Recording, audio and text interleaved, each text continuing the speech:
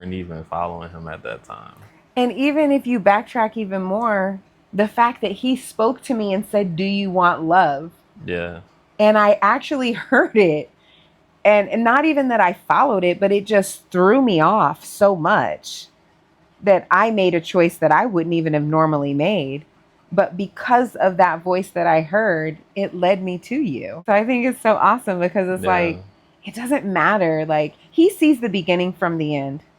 He knows who his children are, he knows all things. So you might not be following him now. You might not have the right relationship with him now. You might not even know that you have a relationship with him, and you possibly do. But it's like he still is guiding and leading. Whether you are acting like a Christian, living the lifestyle of a Christian or not, he can see the end. So he knows. And so I think it's so awesome how he protects and he guides and he leads, even when we don't fully understand and know him and follow him in the way that we should. It just shows how great he loves us and how much Yeah. mercy and grace that he actually does extend to us. And once you realize that, like you realize that in hindsight, because he always shows you, like once you do finally come to him and start obeying him and following him, it's like he always shows you, like, look back over your life. Yeah, he takes you back. I've been with you this whole time. Mm-hmm. Why do you think you made that decision? Mm-hmm. It was because of me. It's because I was protecting you. Like, how do you think you got through that situation? You know, and it's like, it was him.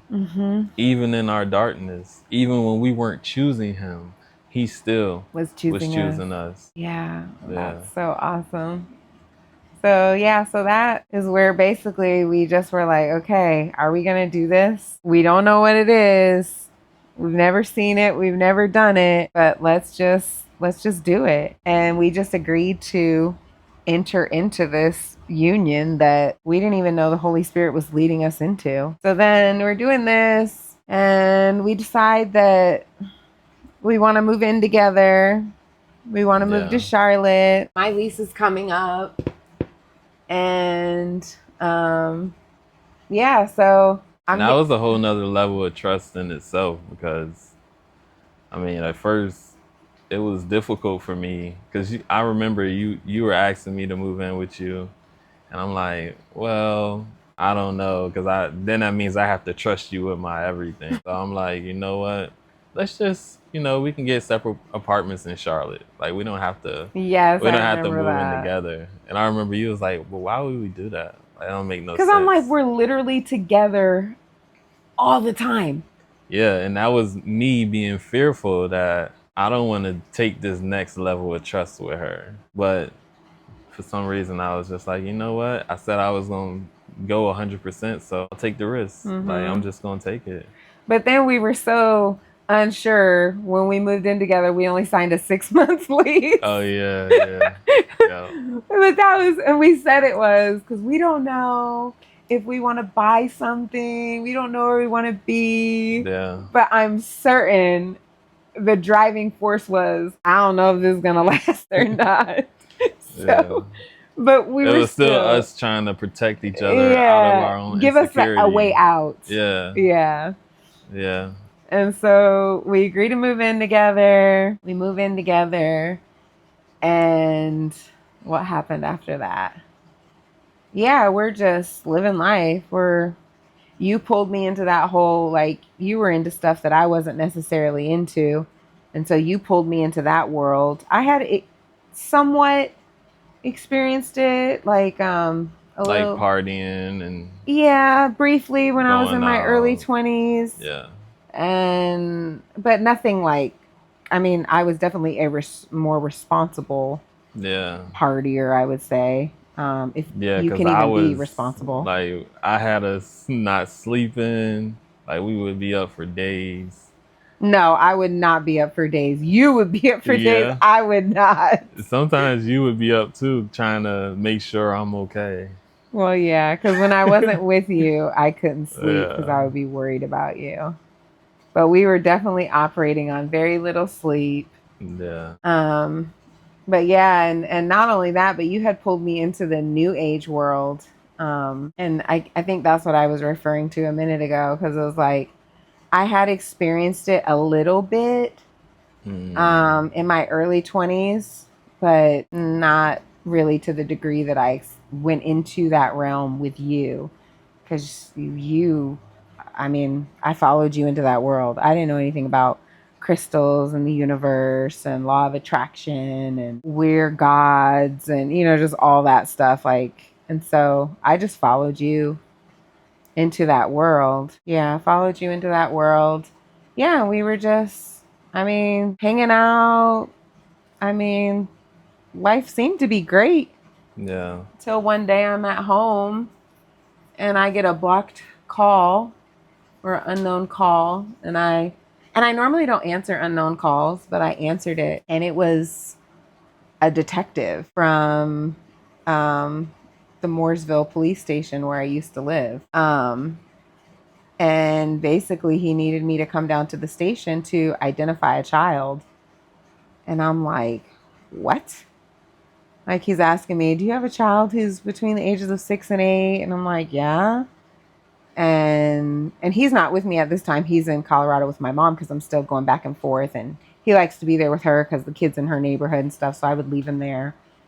And so I'm like, yeah. So I come down to the station, and sure enough, the child that he showed me was my child. And he's like, basically, the detective tells me, he's like, so I just want you to know we were tipped off 6 months ago. And prior to this tip coming in, we had been getting complaints or reports from parents in your child's school. And they were saying that they felt like their children were being groomed online while they were doing their schoolwork and the sites that they were having to go to on their laptops.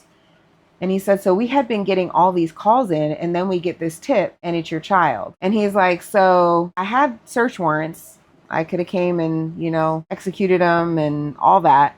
He's like, but something told me to just sit and watch you guys, or sit and watch you and see what was happening, because something told me there's not pedophiles in this home. And so, unbeknownst to us, we had been being watched under surveillance for the past for literally the entire time that we had known each other. We had been being watched by the police, the detectives. And he said, and it's a good thing that we did this because through us watching, we were able to figure some things out. And so he couldn't really share anything more with me. He just shared that we weren't safe, basically, um, and that yeah, our son wasn't safe. And we should just maybe get him out of the state for a little while because this ring knew everything. They knew where we live, like they have pictures of the inside, like they had a lot of information basically. He asked us we could help them or we could not help them. The choice was up to us. But I agreed to help them, so I just turned everything over. I turned over his phone, his laptop. I turned everything over to the police because God forbid this happened to someone else's child. And that was all that we got. But that crushed me, completely crushed me because of all the trauma that I had experienced at such an early age in my life and throughout most of my youth. My goal in life was to protect my children. They will never be a target for a sexual predator because I had been that for so many years of my life. And so I had vowed to protect my children. And so I was that mom that was very protective of her children. So the fact that that happened to my child and he was so young, I felt like the biggest failure. Like, it's one thing when something happens to you, you cope, you figure it out, you deal with it. But when it happens to your baby and they're so young and they're innocent and you know that you did everything in your power to keep them safe and yet you failed, that crushed me in a way that I had never been crushed. Like, I can't even explain how that made me feel. And so yeah, then it was like, no, he couldn't come back home. He had to stay there with my mom because it just wasn't safe and we didn't know. And like, we didn't know how to deal with any of this stuff. And so I'm home and I'm dealing with this, and you're out, selling crystals, doing whatever. And because I had had that encounter with Jesus so early in my life, even though I was an atheist, I still was journaling, Dear Jesus. You know, whenever I would journal, I would still journal to him. Yeah. And he was always who I went to whenever I experienced trauma. And that was because, you know, as a child, I can remember when it happened. I was in the bathroom. I had experienced some abuse and I locked myself in the bathroom at an early age. I was young and I wouldn't open the door. And I was just mad. I was in there crying and I was just so upset. And my mom came to the door and she was trying to get me to open the door and I wouldn't open the door. And she said, Nene, just talk to Jesus because he's always there. He always hears you. And I'm just like, what? Jesus? And even though that angered me, that was her response, because I wanted her to be mad at the person that had just did what they did to me. But she didn't. She gave me Jesus. She offered me Jesus. And that made me so mad. And I was so mad that it prompted a conversation with him. Because I'm like, why would I talk to you? Basically, you know, all Yeah. this stuff happened to me. So then you fast forward, well, that never really left me. Anytime I was in a bad situation or experiencing something traumatic, I always went back to him. And when I would be home by myself and I would feel that emptiness and that void and just the rejection and the lack and all those things that you feel when you're alone and there's nothing to distract you, I would always cry and turn to him. So I guess I had this whole relationship with him, even though I didn't know that it was a relationship because it didn't look like a biblical Christian relationship, I guess. So when this say that because when this happened with my son, what did I do? I just broke down and I cried to him, and he reached for me, and I accepted his hand when he reached for me. And so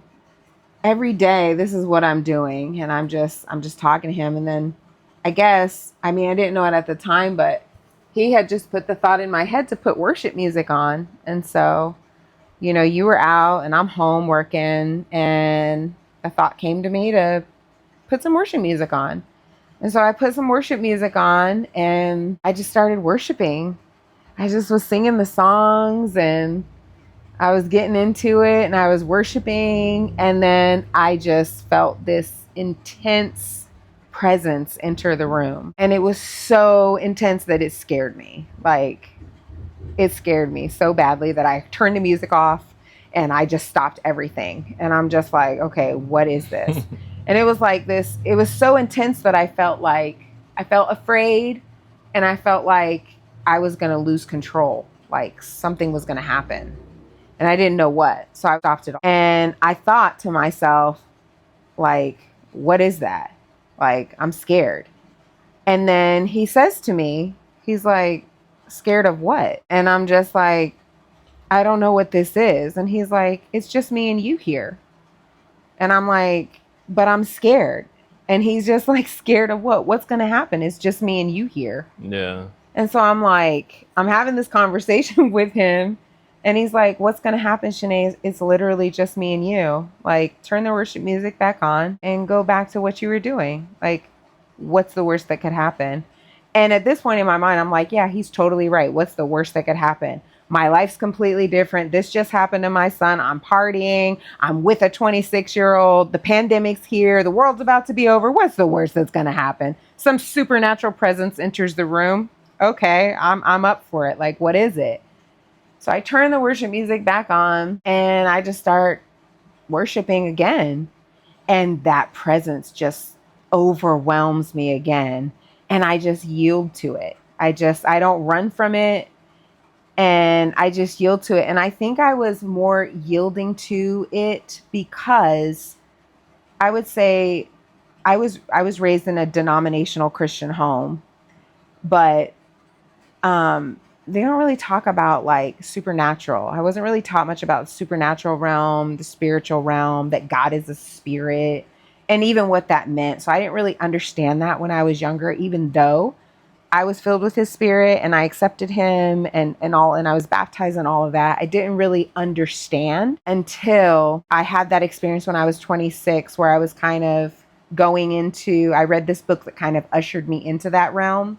And then in meeting you, you really pulled me into that. So I knew the supernatural was real. I knew spirits were a thing and I knew that they were around us. So when it came, I literally just agreed to it because I knew what it was, if Yeah. that makes sense. And there was no doubt. I wasn't like, I don't know what this is. It was like, I know what this is and I'm yielding to it. And so I yielded to it. And then I just started speaking in another language. Like, it was like, I felt like I was losing control, but it was like it was like a great losing control kind of feeling. It was like I just gave myself to this presence, Yeah. which was the Holy Spirit that was there. And I just started speaking in tongues. I was speaking in another language as fluently as I am speaking to you right now. And I was like, what is this? But it felt amazing. Like, it felt good. And so I just yielded to it. And it went on for a while. And then it was like, when it was over, he was just kind of like, see, like, what happened? Nothing happened. But I felt good. I felt amazing. I felt this joy. I felt different. And so from that moment on, it was like, I could not wait for us to get up the next morning so you would leave and go do your stuff so that I could put worship music on so I could be in that space with the Holy Spirit. Yeah. And so yeah, so that started happening to me. Then shortly after, and I'm not saying anything to you. I'm not telling you anything. Yeah. And Because we hadn't had a conversation. Actually, we never had a conversation about God still. mm-mm. And then one day I think you found my Bible and like all my Yes. notebooks and stuff. Yes. And that prompted us to talk about God and Jesus, and we Yes. realized that we both had a whole relationship with him before we Prior. met. Yeah. Mm-hmm. But we just Mm-hmm. never spoke about it. Mm-mm. I think it was like almost 7 or 8 months into our relationship until we actually Talked had about our it. first conversation about God. Yeah. Yeah. Yeah. But I remember I was so completely shocked when I found that box. It was like, yeah, it was a box. There was a Bible in it, and there was like 15 or 20 composition notebooks, like full of you writing, like devotionals, like scriptures, like, and I was just completely like, who is this man? Yeah. I remember I was so shocked by that. Yeah, and we talked about it, and yeah. But even though we talked about it, we still didn't like decide to just start Mm-mm. living our life or following him. Mm-mm. Like we still were living the same lifestyle. Yeah. So secretly, he's like, I'm having this whole side relationship with him while you're gone in the day.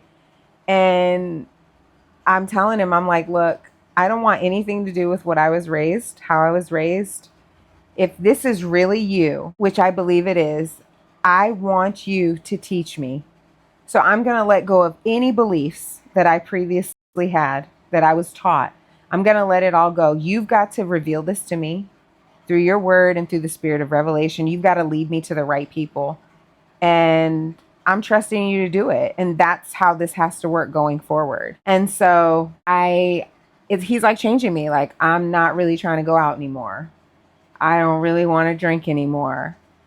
I don't want to eat meat anymore. I stopped wanting to eat meat again because I wasn't eating meat when I met you, but then our life kind of changed a little bit. And then I had started eating meat again, but then he was like, no meat anymore. And then he was having me not eat things with additives, preservatives. He was wanting me to eat really clean, just like fruits, vegetables, things like that. I would have seafood occasionally. And I remember like, you were just like, what is happening? Like, Yeah, I didn't know what was wrong with you. yeah, you were looking at me like I was crazy. Why aren't you eating? Like, what's going on? And then I got the call from my mom that she was facing cancer. Yeah, she found out she had cancer. And that was like, oh my gosh, just a whole nother level. I'm like, what's happening? Like, I can't take all this. And yeah, so that's happening with my mom. And then I'm trying to think how me and you ended up having the conversation where you started teaching me about grace and stuff. Oh yeah. I don't know. I know one day you were just telling me about how you were telling me about how you were raised, and everything you were telling me was kind of works based. And while you were talking, I'm just hearing you're trying to work for your faith, and I'm like, that's not how God works. Like, Mhm. God's grace covers you when you fall. If you don't do these things, He still loves you. Mhm. His grace is still there for you. Mhm. And you said you never heard anybody tell you that. Like, you always thought you had to look a certain way, dress a certain way, do these things so that you could be accepted by God. Mhm. And the denomination I grew up in was like, it was just only grace. Like, you didn't have to do any works. And I didn't know anything about holiness. And that's what you taught me. And so it's like Mhm. I taught you about grace and you taught me what holiness looks like. But I only learned that after I abandoned Yeah. what I was raised to believe, which was a form of legalism, I would say, even. And I would even say some spiritual abuse, definitely. But Yeah. yeah, when you presented grace to me, it was like a foreign concept. Like, I was like, what? But then it made sense to me why none of the examples that I had seen before could ever fully live it out, because they could only teach to me what they understood and knew. And not a single one of them taught me about grace. Mm. And you can never get there without accepting and understanding grace. You just won't, because you'll fail, because you'll never live up to it. Yeah. You know? And so I think when I understood that, and through reading my Bible and realizing, like really realizing what Jesus did for us and how much he truly loves us, once I really understood that, I was able to really receive and accept his love. And I think through my understanding and accepting of his love, only then was I ever able to extend it to you, because God is love. And if you don't have the ability to receive his love, then you can't give love, because love is only an extension of him. Right. Yeah. So when people say that they're in love, if they haven't first accepted the love of Christ and fully understood what that meant, there's no way that they could possibly offer you love Yeah. in the capacity in which we need Right. to grow, you know? Yeah, because to love, God's love and the world's love is completely different. Very. God's love is unconditional, whereas worldly love is conditional, and it changes. And it's usually like, I scratch your back, you scratch my back. And Mm-hmm. as soon as you stop scratching mine, like, I'm good. I'm good. Yeah. Yeah. I think we had that conversation about grace after, like, I realized how much the situation with our son and then the situation with your mom was affecting you.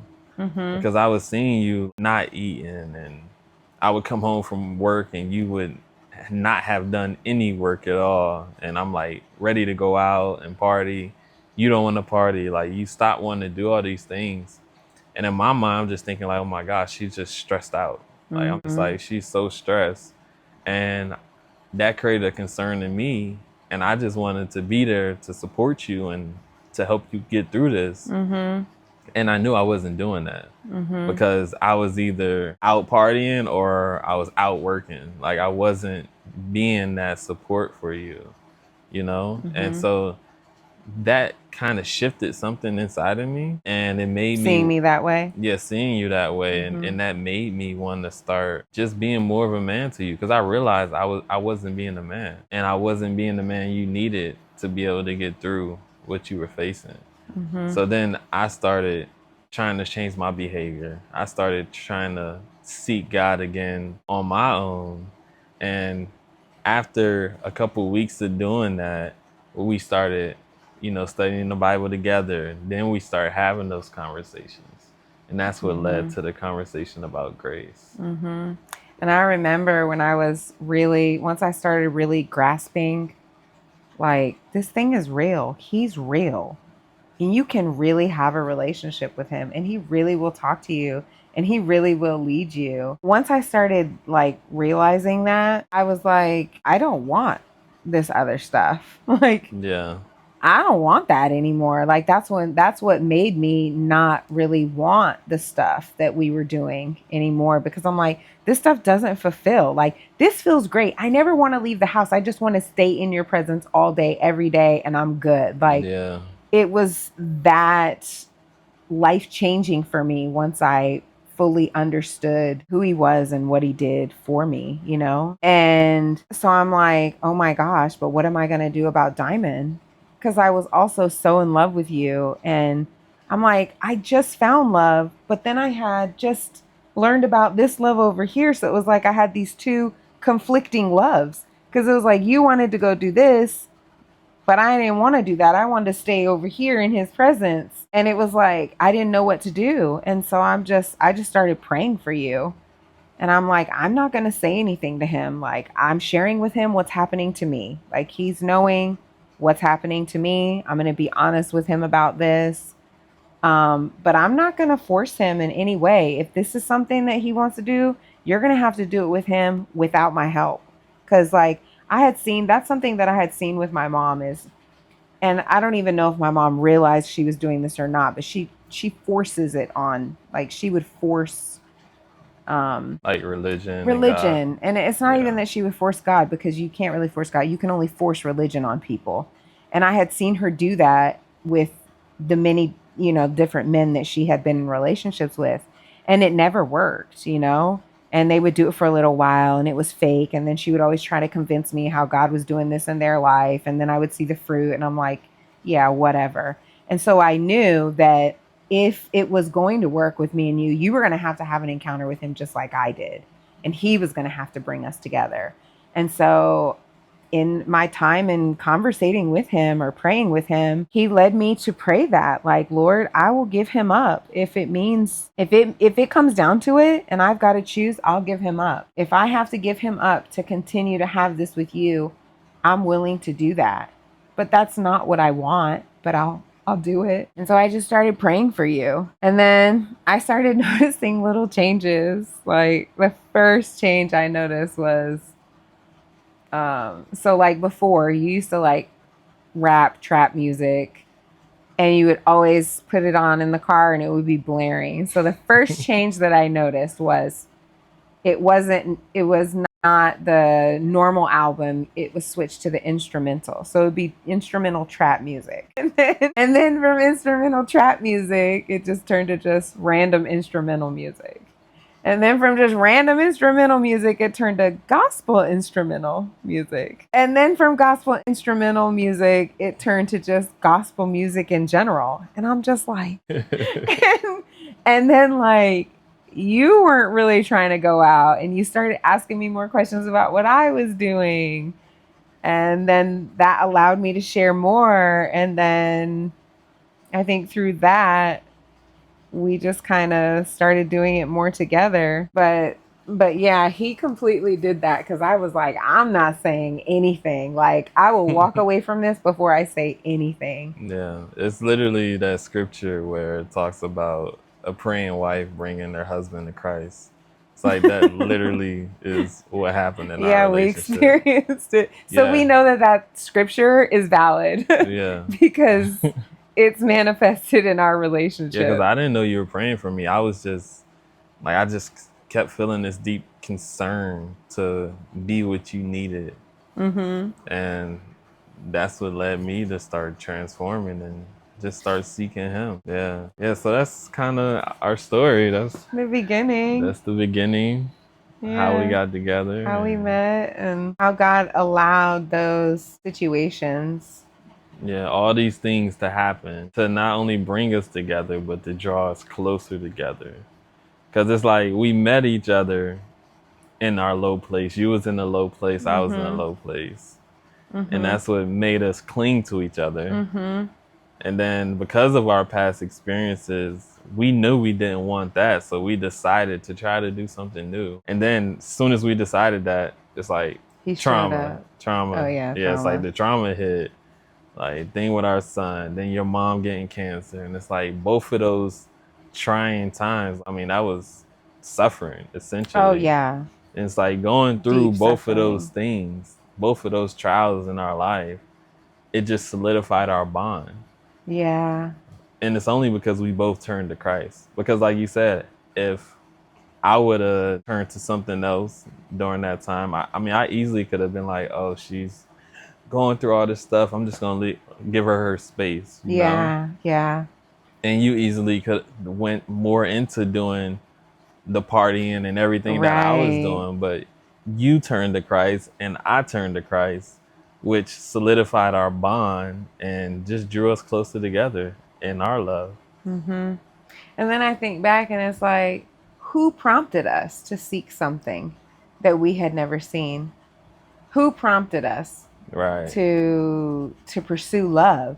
Because we thought we were pursuing love with one another when, I mean, who is love? God is love. So really, we were agreeing to pursue Him together. Yeah, We exactly. just didn't know that that's Yeah, we really didn't what know those that's what it words meant. was. Yeah. Yeah. And I think what's also really neat about this and just really validates scripture even more is he knows our hearts. He sees the heart of man. So it's like in us, we didn't know what we were saying. We didn't know the gravity of the words that we were speaking and even agreeing to. But he did because he saw what was in our heart. Yeah. And then he showed up. And then we have what we have today. Why? Because we chose love. Yeah. We Simply decided to because of come that. into a covenant to Yeah. seek love. Yes. Yes. And Yeah. we did it together. Yeah. And I'm so thankful for that because it's like I was able to understand, I think, grace and his love for me on a greater level because of the grace that you extended to me. So then when you explained grace to me, I could already look back on our relationship and see where you had extended it to me because you weren't looking for perfection and you weren't holding me to a standard, Yeah. you know? And you were allowing me, you were offering me and willing to seek love with me without perfection. So it was like, I think you gave me the example, and then later it was revealed to me, like biblical grace. But Right. because I Yeah. had that example, I was able to understand it a little bit better. And which is crazy because you were that example for me. Like, I mean, you're God's grace in my life, like manifested in the physical. Like, it's you. You embody that. And